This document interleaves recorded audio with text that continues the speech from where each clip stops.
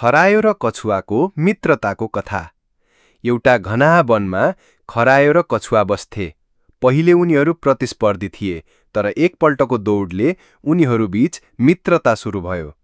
खरायो छिटो कुद्थ्यो, कछुवा बिस्तारै हिँड्थ्यो, तर कछुवाको धैर्यले खरायोलाई घमण्डबाट मुक्त बनायो।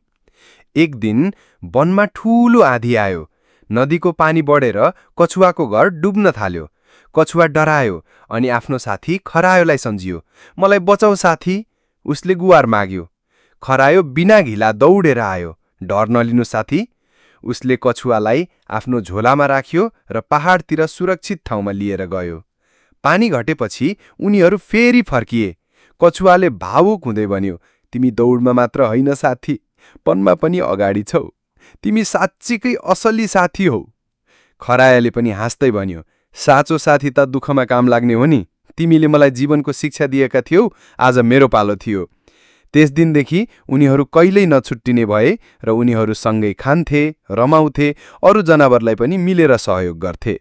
सधैँ सँगै, सधैँ एकअर्काको साथमा। साँचो मित्रता प्रतिस्पर्धा होइन, समझदारी हो।